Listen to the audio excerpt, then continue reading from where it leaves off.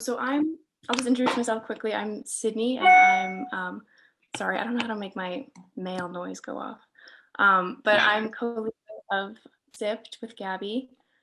For those who don't know, SIPD stands for Students for Israeli-Palestinian Dialogue, which is a club at Williams. And this is, I mentioned this to Gabby and Christopher at the beginning, but this is actually our first kind of like big event as the new co-leaders of the club. So we're really just especially honored that we have the opportunity to hear from Arab and Yigal and Christopher.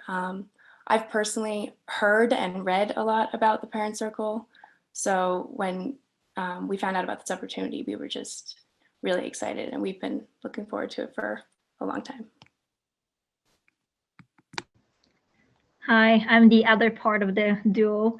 I'm Gabby, and as Sydney said, we're super excited for this. We've been talking about it for months, like nonstop.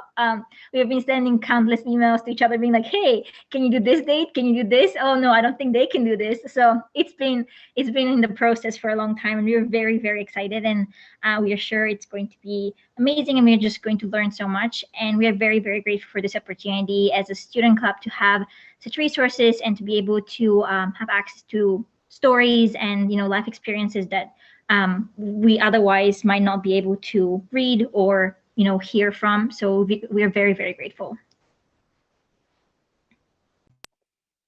Thank you, Gabby and Sydney, and we're also very grateful for this opportunity. Appreciate both of you reaching out to our organization. I see a few more people are filing in. Let me admit Andrew. So to briefly introduce, my name is Christopher Beachy. I am the Development Associate for American Friends of the Parent Circle, a US-based 501c3 organization whose mission is to raise awareness of the peace building activities of the Parent Circle and to raise funds for their projects and activities. The Parent Circle is a joint Israeli-Palestinian peace building organization that's comprised of over 600 bereaved families and individuals from both sides of the conflict, Israeli and Palestinian, who have decided that despite the pain of loss and of bereavement, that they would choose reconciliation with the other side in the pursuit of a just, sustainable peace. So we do that through a variety of activities, one of which, probably the most important of which, is dialogue activities that we do in Israel and Palestine within those populations. And we also do dialogue activities like this with international communities that invite us to speak and share our stories. So I am joined with Yigal Elhanan and Aramin, two bereaved members of the organization. Both of these men lost sisters to the conflict. Yigal lost his sister Smadar, and Arab lost his sister Abir to the conflict. So they will share their stories, and then following that, we'll open it up for questions and answers.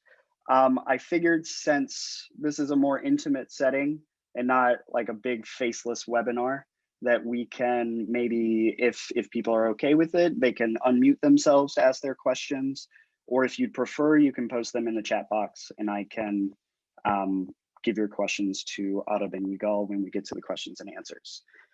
So without any further ado, Yigal and Arab, if you would like to share your stories. Thank you. Go ahead, Yigal Elhanan. Me first? Of course, yeah. Okay. You are the big brother. Only 1 year. So hi, everybody. Good evening from here. Good morning from there, or afternoon. I don't know what time it is, wherever you are. So, as Christopher said, my name is Yigal Elhanan. I'm 28 years old. I was born in Jerusalem, where the gentleman's background was just a second ago. No, you can keep it. the snowy mountains. In West Jerusalem on the 6th of September 1992. And I'm specifying West Jerusalem because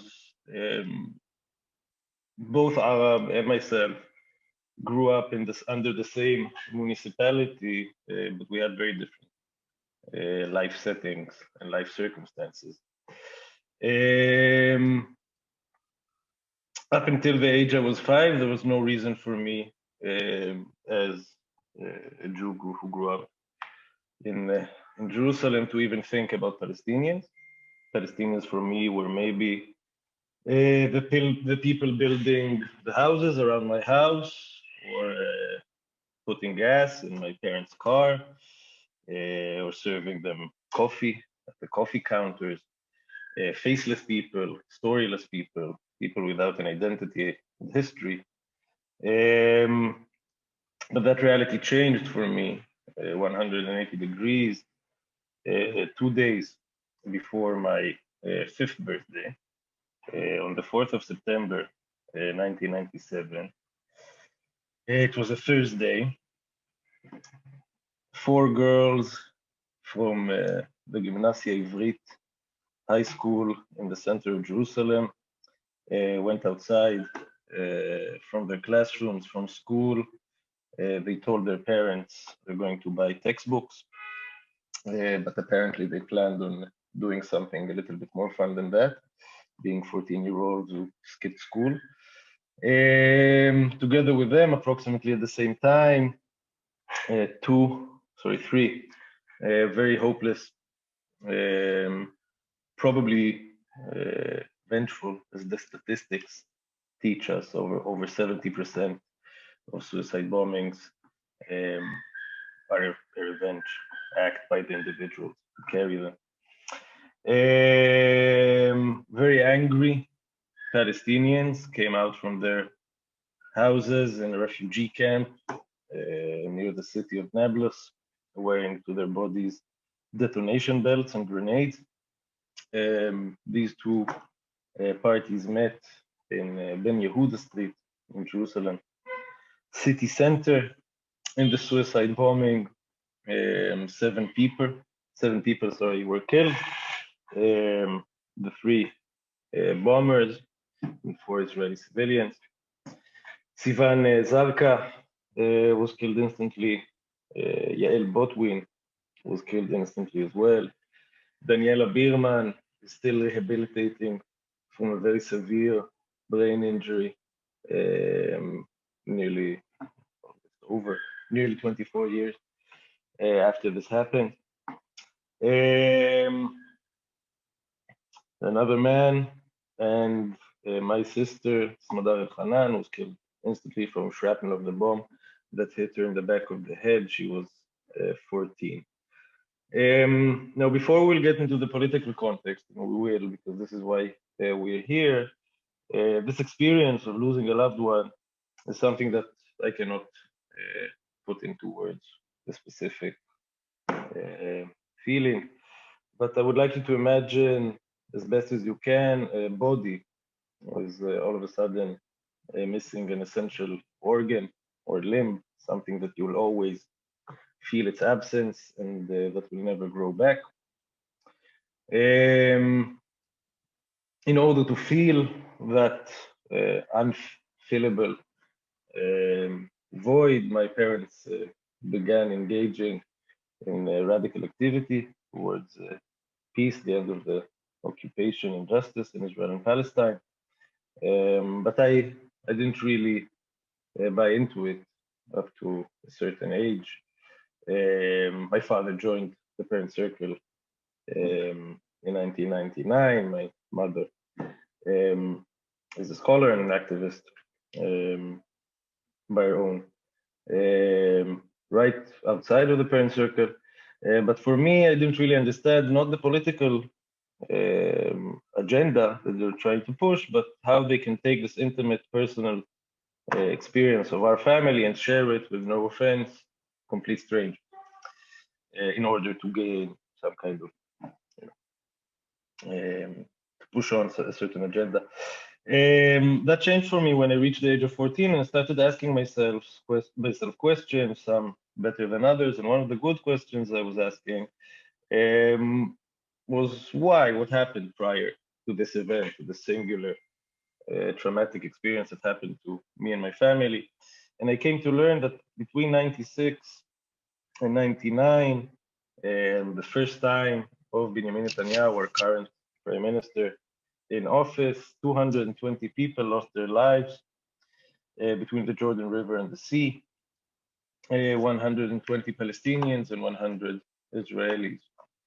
Now that number shook me to my core deeply back in the day, and I hope it does the same to you, because it means that Smadar's death is not as singular and unique and specific as I thought.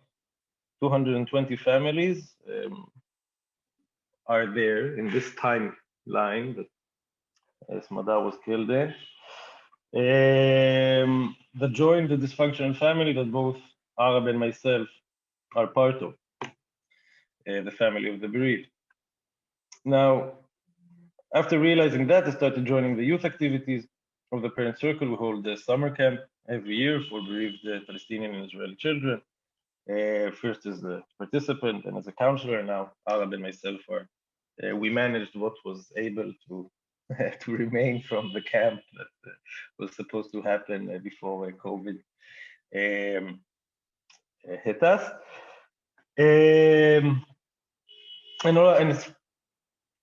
Due to that, because of that, Palestinians were no longer faceless, were no longer storyless. I met Urud Abu Awad, who lost her uncle. I met Ali Abu Awad, who lost his brother. I met Mazen Faraj, who lost his father.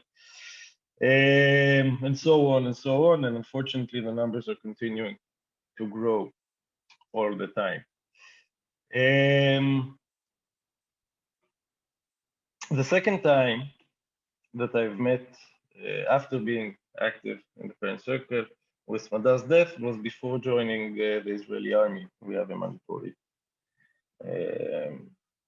enlisting law at the age of 18. I had a big dilemma on my hands, because by that time,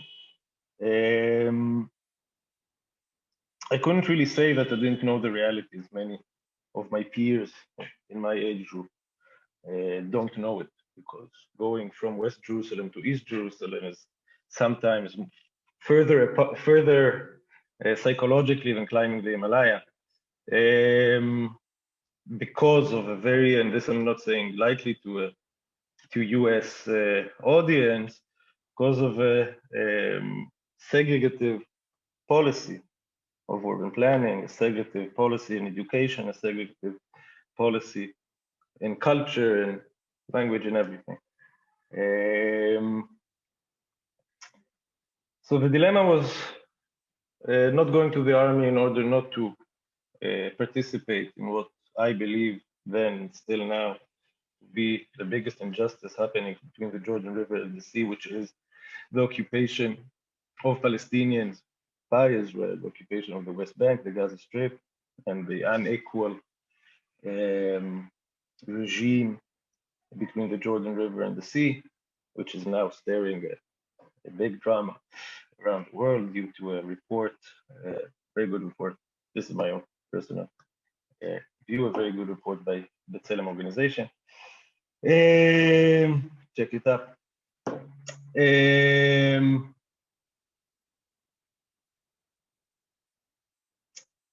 But on the other hand, I wanted to be part of my society.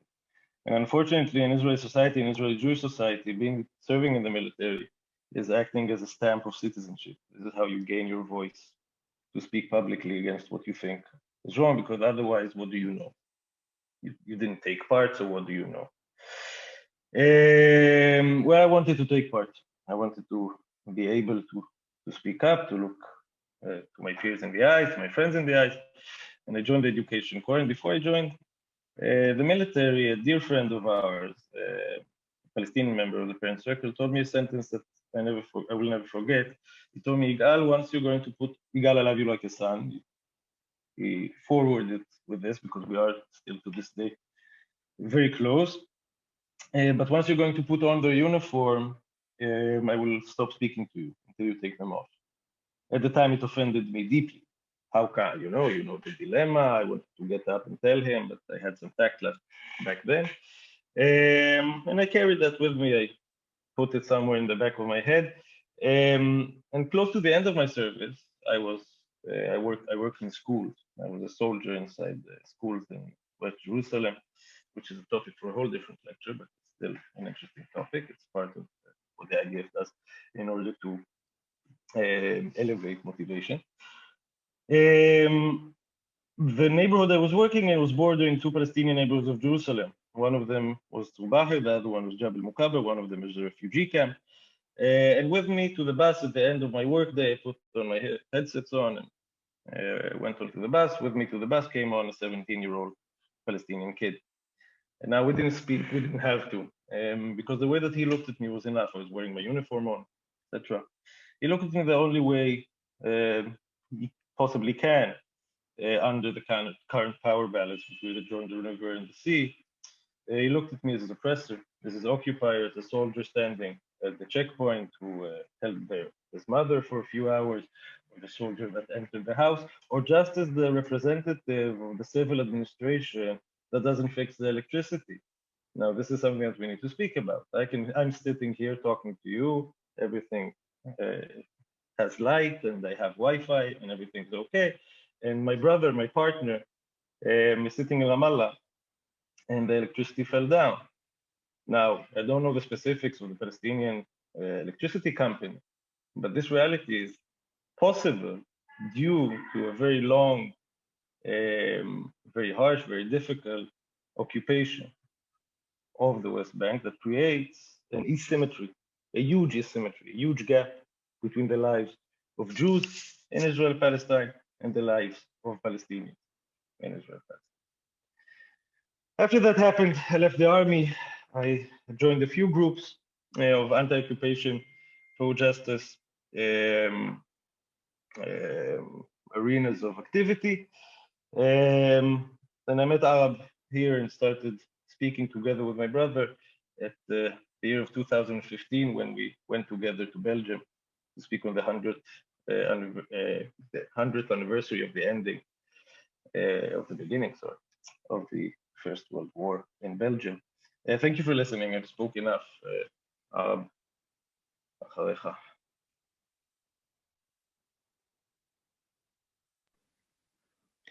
Thank you, Wigan. Hi, everybody, and goodbye. To make it very fast. You're running away. That's it.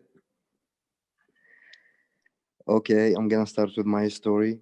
My name is Arab Aramin.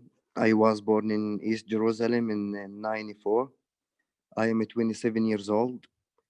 And my story, it's starting 16th of January 2007. But before I will tell you my story, I will tell you a few words about the man who changed my life and my ideas.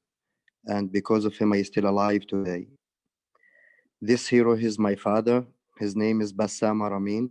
He was in the Israeli jail for 7 years, from age 17 or 16 to 23.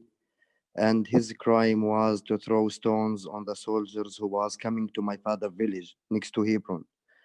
And he was putting the Palestinian flag on the trees, which was a big crime in that time. 7 years in jail, it's a long time. Too many things going on. And after when my father, he get out of the jail, he got married and suddenly has 6 kids, 3 boys and 3 girls. I am the oldest one in the house. And I was driving him crazy by my questions, and especially about the jail. I wanted to know how the soldiers was treating my hero over there, but he never answered, and I didn't know why. What's the reason of that? So, 16th of January 2007, an Israeli soldier shot and killed my sister Abir in front of her school. For no reason. Or maybe the reason she was a Palestinian. In that time, Abir, she was 10 years old, and she's the third one in the house. I was 13 years old. And Abir, for me, she wasn't only the third sister, but also she was my second mother. In that time, I was very crazy, very noisy boy, slapping the kids in the street, in the school, and going back to tell her that I'm very strong and no one can beat me. And she was telling me always how to be a good boy, how to act good with people. But unfortunately, my second mother, she's not there anymore. So directly, I didn't wait for no one to tell me what to do because my feeling was it driving me to go for revenge for my sister. And I didn't know from where can I bring a gun to kill all the Israelis they killed my sister and how to use it. But very fast I find my weapon, which is the stones on the streets, and I start to throw stones on the checkpoints, which is not that far from where I live, and I start to do my revenge by throwing stones. And after 3 months, sorry, a friend for my father, for the family, saw me throwing stones and goes to my father to tell him that you have to tell your son to stop throwing stones or otherwise you're gonna lose him. So in that time I was lying to my family that I'm going to the school every day, but I create a new school for me. So I went back from my school to the house as usual every day. But in that day, my father was waiting for me after the door. And the first question was, how is your school? I said, it's great and the teachers loves me so much. And he said, you start to lie, so we have to talk. And we start to talk. And in that time especially was something driving me crazy all the time. And the thing the Israelis who was coming to my house to support the family. And I was telling my father that you are a cheater, you are a bad guy. They killed my sister and they still coming to the house to talk to you, to talk with my father, with my mother, sorry. And he's like, you're right, one Israeli soldier shot and killed your sister, but there is more than 100 Israeli people, they was next to me in the hospital for 3 days.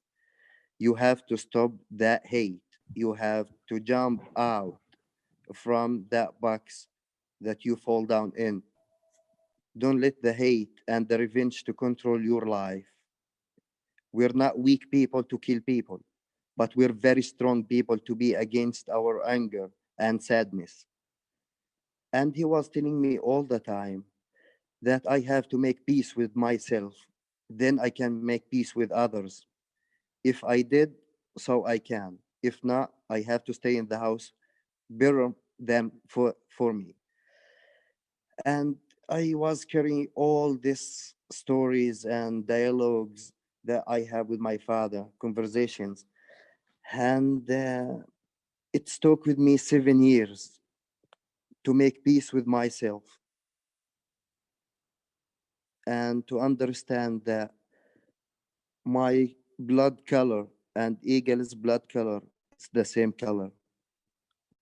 And my pain and his pain, it's the same pain. And my tears and his tears, it's just the same. But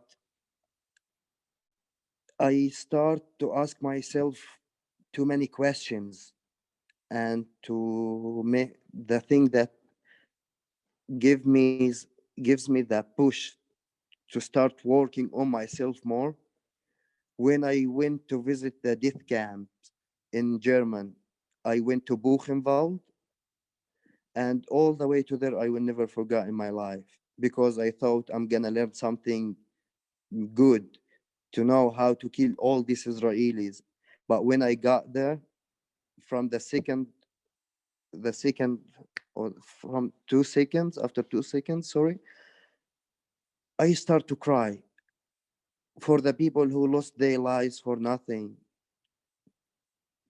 And I start to ask myself too many questions. And I start to tell myself how I'm crying for those people.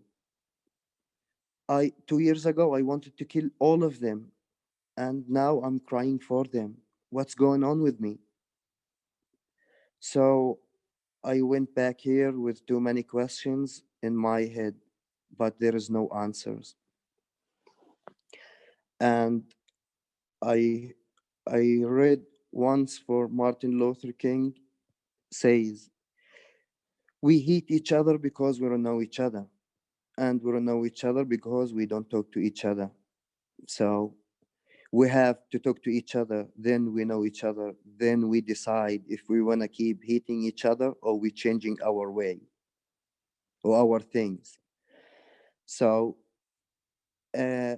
actually after I learned Hebrew, because I wanted to talk to the enemies to know them more, and I find something else.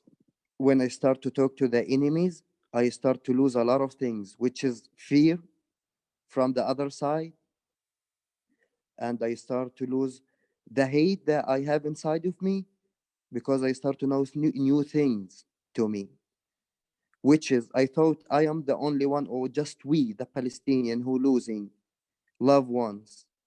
Because as I said, when I was 13 years old, I wasn't know there is on the other side a human being like me, because we don't know.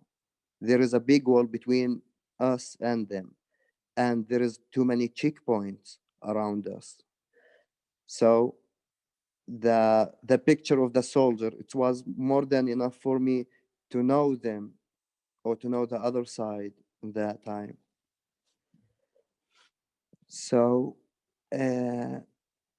when I start to know more stories about the other side, more pain in the other side, I told myself there is just two options here: to die, which is very easy here, or to talk to the other side, to know them and to let them know you more.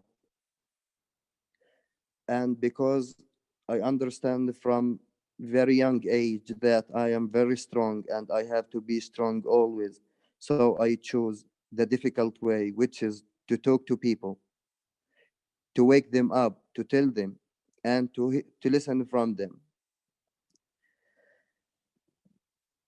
And Jalal ad-Din Rumi says, yesterday I was smart that I tried to change all the world, but today I became aware that I start to change myself first. I can't change the world if I didn't change my house, and I can't change nobody in my house if I didn't change inside of me. And it's not easy, but in the end, we revenge, and especially about myself, I still revenging for my sister, but in very different way, non-violence way. I'm not killing people, but I'm trying how much can I save blood between those two nations. We don't want to turn to zombies to kill each other. Both of us, we're searching for life, for a good life, save life.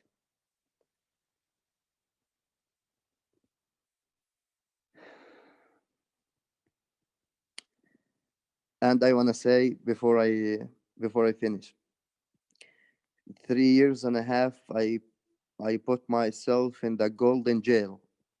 I got married, and I love my jailer. She's a good wife, and I have a kid. His name's also Bassam. He's 1 year, and I hope to my son not to see what I saw, and not to live the life that I lived. And thank you all for listening.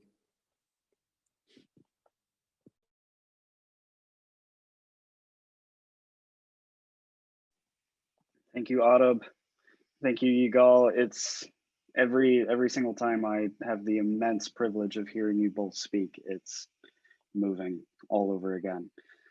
So we'll move to questions and answers now. I have a couple of questions here that I'll just get the ball rolling. So you both mentioned your fathers, and for those of you who didn't catch it, Arab's father's name is Bassam Aramin, and he named his son after his father. You briefly told us a little bit about your dads, but can you tell us a little bit more about the role that they played in this transformational process that you know, in joining the parent circle and in finding reconciliation? And also, for those of you who don't know, their dads are also the protagonists of a novel that came out last year that I want to plug really quick. It's called A Paragon. It's by an Irish-American author named Colin McCann. I could put a link in the chat to it. Both Yigal and Arab feature in it throughout it. But it's centered on the stories of these two men. They're at the heart of this novel, Rami and Bassam. But can you, to get back to my question, can you tell us a little bit more about the role that they played in that?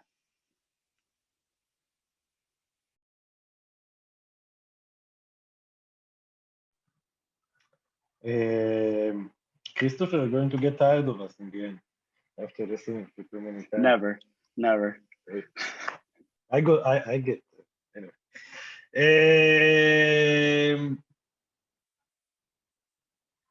As Arab said about Bassam, my dad is certainly a hero for me and a model in this activity. A son of a Holocaust survivor, my grandfather, an Israeli soldier who fought in Israel's three biggest wars, in the least wars, and a person that managed, after losing his daughter, to transform himself into a fighter for peace, for dialogue, for justice. And this is not something that you can think about lightly. It's a very big transformation. It's a very big way to make. And just a small anecdote that I think tells my dad's persona in a sentence, that when I was about 10 years old, there was the second Intifada in the early 2000s. And my father showed me a picture that went viral in the terms of those days, of an old man standing in front of a huge D9, an old Palestinian man standing in front of a huge D9 IDF bulldozer coming to tear down that old man's home. And my dad looked at me and he showed me the picture and he asked me, who's stronger between those two? Who's the stronger person? Who's the bigger person? And I answered with intuition, but of course the D9. You know, it's a big tractor. And he told me no. It's that man that is standing against it, protecting his home and land. And that, you know, something that manages to shift a few things in your mindset.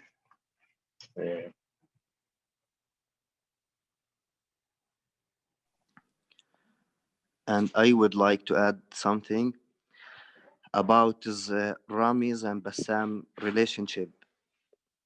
I said I was always seeing the Israelis comes to my house, and Rami, he always was there, and he was my first enemy. I was hating him so much, and after a few months, I went to him and I said, I hate you so much, but now I love you so much. And as I call him now, uncle, they were very good example for us, and they teach us the reality of the meaning of a human being. Thank you. Thank you, Arab. That's beautiful. Knowing both of these men personally and having had the opportunity to travel with them pre-COVID, I can attest to how enormous their character is and how amazing they both are. And that's reflected certainly in both of you. So does anybody have any questions? Anybody would like to pose to both of these men? Oh, there is actually one in the chat box from Andrew. Andrew asked, perhaps I didn't catch it, but it felt to me like Yigal's sharing didn't conclude as much as it stopped. Is there something more to the end of Yigal's story, an unmentioned continuation, omitted because of concern for time? Was there something else you wanted to add, Yigal? No. I thought it was conclusive, but thank you for pointing that out. I think Seth has a question. Yeah, I think this question is more for Yigal, but Arab, I'd love to hear your insight too. And I mean, so as someone who's on the outside, who's in the North American Jewish community, it seems like things are really getting stuck. I mean, especially with like American political leadership being what it is or has been, and also just knowing about Israeli society. And as you said, Yigal, about just like, you know, when you were a kid, Palestinians are just the people who, you know, are part of the service economy. And just knowing, having Israeli friends and just knowing that like it's resolving the conflict and kind of having equal justice for Palestinians is not such a priority for most Israelis. I'm just curious, like what your sense of, you know, where things are going. And I'd say as a footnote, I was really interested to hear about your decision about going into the military because some of the students on the call watched the movie about Atalia Ben Abba in her refusing service. And Arab, I'm sorry, this question is more for Yigal, but I'd love to hear your input too about that. I also, frankly, just don't know enough about where Palestinian society is these days in the West Bank and Ramallah, but any thoughts that you have about kind of society? I know we've been focusing on your stories, and I'm sorry this question is going on so long, but that's kind of some of the things that have been bringing up for me as you've been talking. I think it's a very good question. I wish I would have a more hopeful message to send, but the situation is dire, is difficult, is getting more and more difficult under COVID and restrictions, even more so.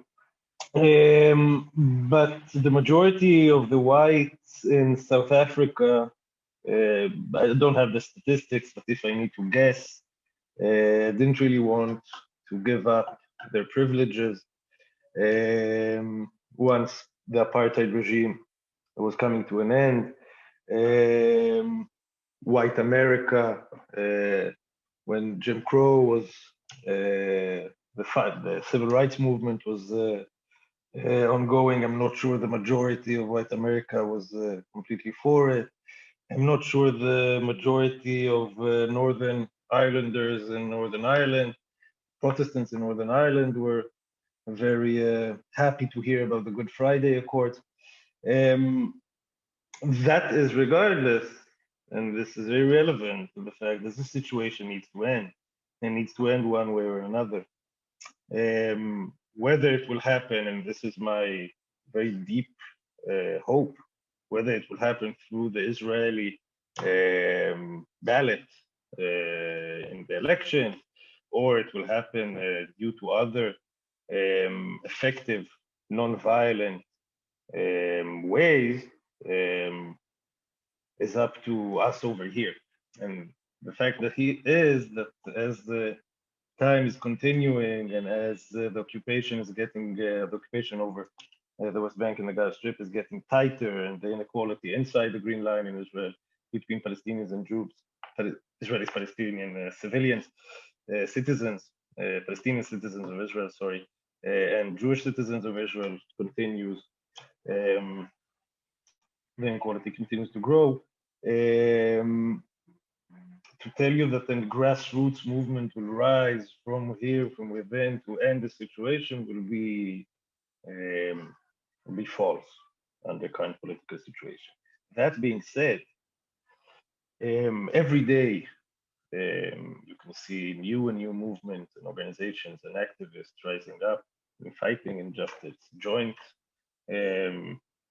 co-resistance of Jews and Palestinians, the growing involvement of American Jewry, North American Jewry, in what is going on here between the Jordan River and the sea, and the fight against occupation.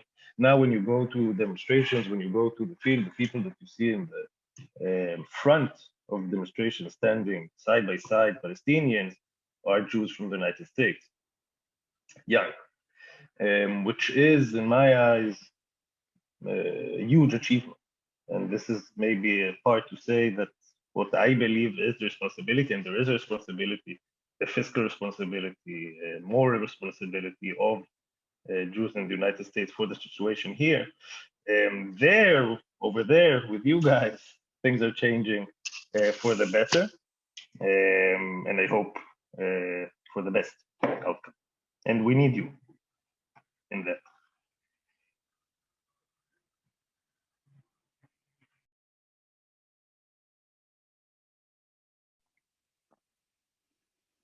Okay.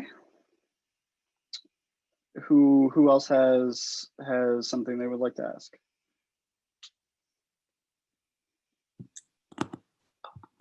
Gabby, did you want to? At the same time. It's okay if you want to go. I don't mind.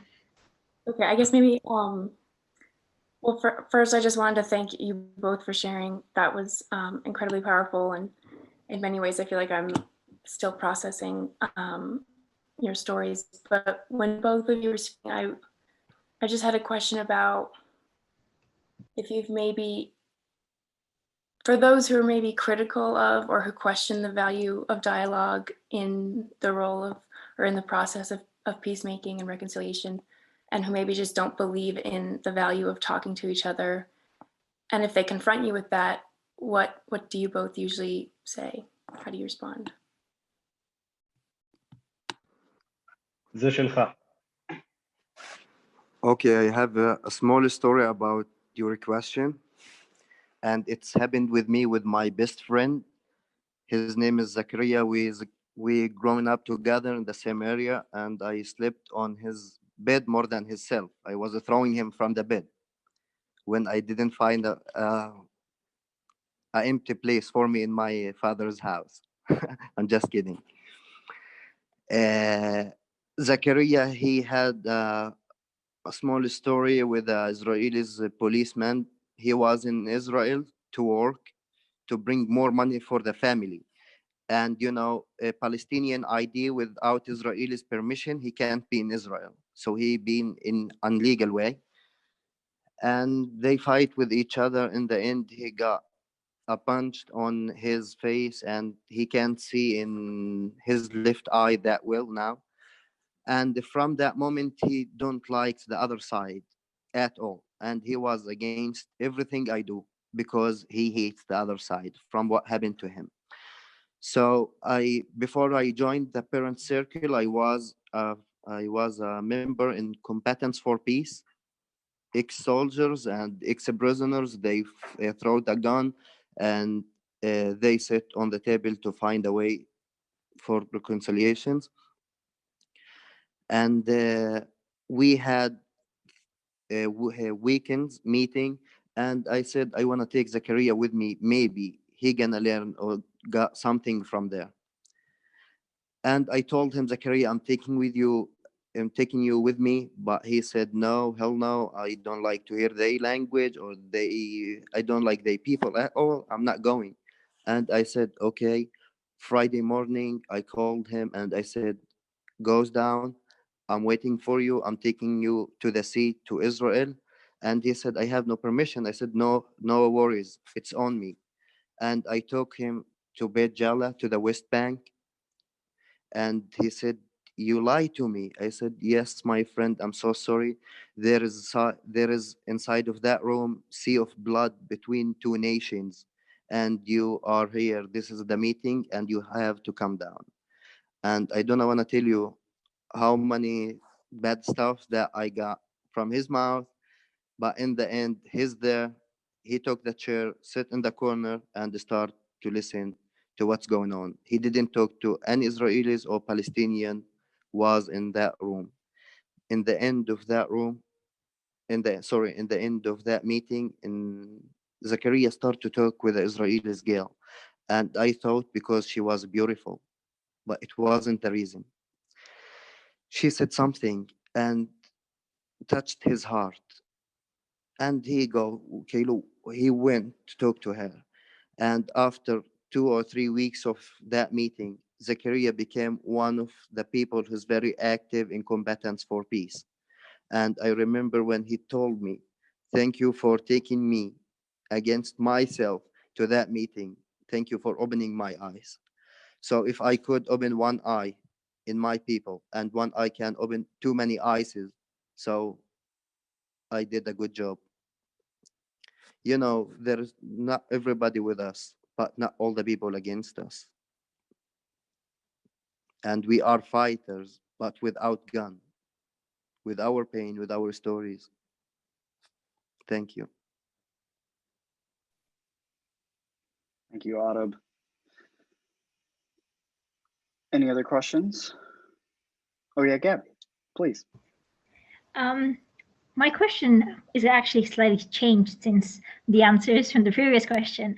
But I was wondering, for people who, it seems as though from your stories, when you feel very strong emotions, very negative emotions, through experience, you are able to kind of change them towards positive emotion, towards negotiation, peace, and kind of change your perspective. But for many people, at least from my limited experience, there isn't this extreme. It's more like moderate. It's what their parents told them. It's kind of like the society told them, therefore it has to be true, and they don't confront it as much. So I was wondering, for those people who don't have as strong opinions, what would you say would be a way to kind of open their eyes to what is really happening and kind of get them to talk about it when they don't want to talk about it in the first place?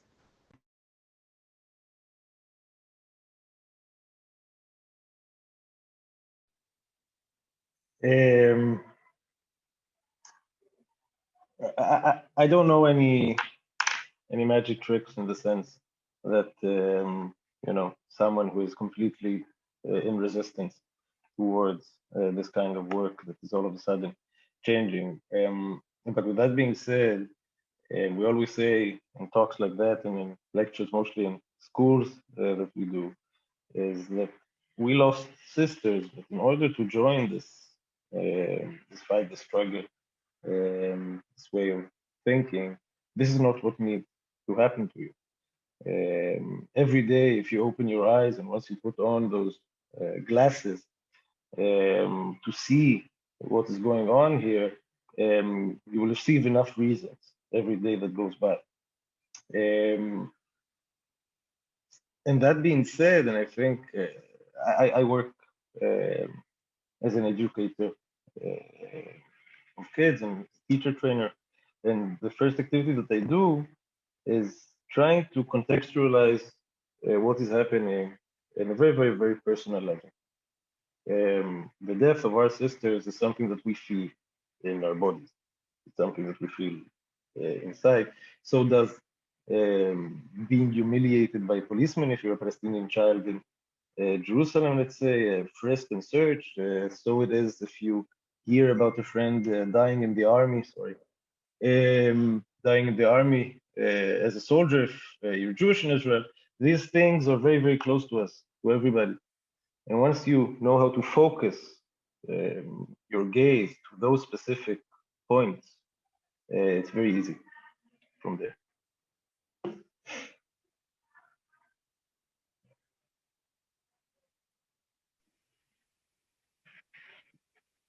Thank you, Yigal. Arab, Habibi, did you have anything you wanted to add to that?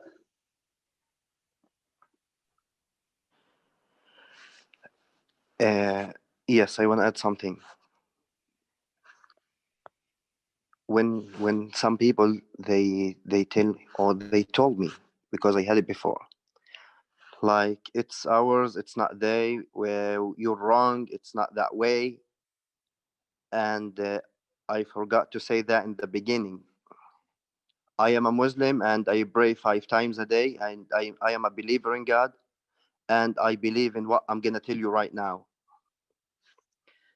This land, it's not for the Palestinians, and also it's not for the Israelis. This land, it's just gifted from God for both of us, and we have to learn how to share it together. Or in the end, both of us, we're gonna be under it. Because I was born here, and Yigal was born here. I will never give up, and he will never give up. So we have to learn how to share it, and that's it.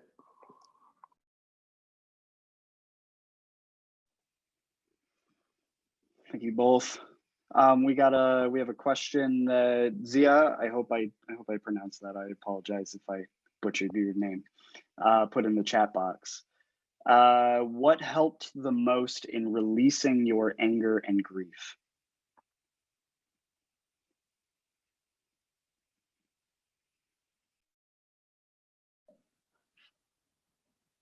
אחריך.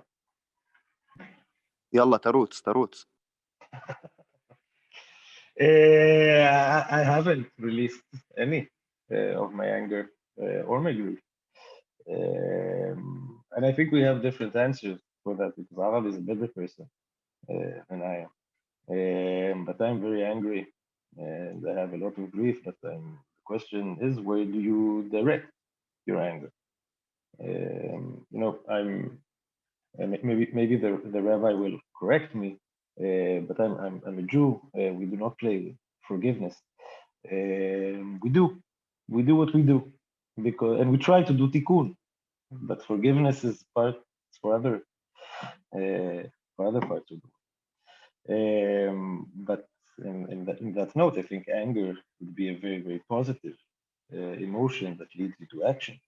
And if that action is standing in solidarity and standing in resistance against injustice, use that anger, cherish it, own it.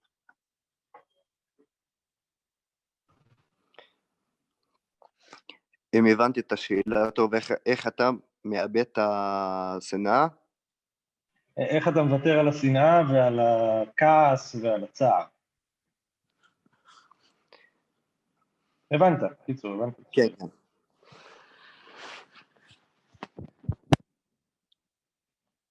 Okay, as I said before, for me, I'm losing that anger and fear from the other side when I start to know them. And also I was putting all my anger inside of my story. And every time I'm telling my story, I'm throwing all my anger inside of my story. And what I can do on the earth with the people, how to save people, not to let people to believe in what I'm saying 100%, but at least I'm showing them a new way that I wanted to go through that path. And especially in my side, in my society, in my people, it's very difficult when I'm telling them that I believe in peace, and they right away telling me about which peace you're talking about. There is a checkpoint over there, and we can't go through that checkpoint without that permission. But in the other hand, I have the 600 family there, and I'm showing that we're trying our best to show each other the other face of the story, because in my little experience, I knew that there is two faces for every story. And our problem here that we think that we know each other, but unfortunately we know one face of that story. Thank you. Thank you, Arab. We are at the top of the hour, so I want to be respectful of everyone's time. Stu, real quick though, Stu and Ellen put a comment in the chat box that I would like to read. All of us have to try to be less tribal and more thoughtful and aware of the others in our lives. We need to learn to share the planet, not just Israel. It is great to know that you, tomorrow's leaders, are taking these steps in your lives. That is well put. Thank you. Thank you, Stu and Ellen. Arab, this very last question for you and for Yigal as well. But what can we do here? Just to end it on that note, how do we participate in this? Okay, so I think it's my questions and you talk. No worries. sorry, Arab. I always do that. You're cutting good. it out from under you. So, what can you do for us? How can you help us? I think you have more than enough in your own. And if you're gonna be support Israel or support Palestine, you also not gonna help us. Please, be support justice. Be support justice for two nations. That's the only way. How can you help us? And I'm gonna finish it with Martin Luther King says, tomorrow we will not remember the words of our enemies, but we will remember the silence of our friends. And I'm asking you guys, please don't keep silence. Thank you. Thank you, Arab. That is very fitting, as yesterday was Martin Luther King Jr. Day here in the U.S. So that is a wonderful way to end this conversation. Thank you both. Thank you, Sydney, Gabby, Seth. Thank you, all of you, for attending today. To hear Yigal and Arab share their stories. Real quick, I'm going to post a few links in the chat box for anybody who wants to learn more about our organization, and also give one last quick plug. We have a webinar. There was a question I wanted to ask, but I sat on it, about asymmetry. Yigal and Arab, you both mentioned that. And one thing in particular as is very relevant today, which is the vaccine, the COVID vaccine. We actually are doing a webinar on Monday, the 25th. So this coming Monday, two members of the Parent Circle, Michael Svald, who is a attorney and a human rights activist in Israel and Palestine, as pertains to Israel and Palestine, and also Han Goldstein, who is the executive director of Physicians for Human Rights Israel. All four of those people will be speaking on the topic of the COVID-19 vaccine in Israel and Palestine, and the access to it, the disproportionate access, vis-a-vis the two sides. So I put that link in the chat for anyone who's interested, along with how you can find us online, on social media. Yeah. So Sydney and Gabby and Seth, anything else that you would like to add? I just want to reiterate that it was really such an honor and privilege to hear your stories, Arab and Yigal, and Christopher, thank you for moderating. This is definitely something that personally I feel like I'll be holding on to and remembering for quite a while. So thank you all so much. It's an honor being with you here. Thank you for having us. Sorry, the only thing I was going to add, we are definitely going to keep on, trying to start a conversation and try and learn from everything that we're doing. And thank you so much for sharing your experiences. And we're going to try and, make you proud. Thank you. Good session. Thank you so much. Thank you all. Yeah, thank you. Take care, everybody. Good night to those of you in Eastern Europe and in Israel and Palestine, and to the rest of you. I hope you have a great rest of your day. Thank you. Thank you. مع السلامة. مع السلامة حبيبي.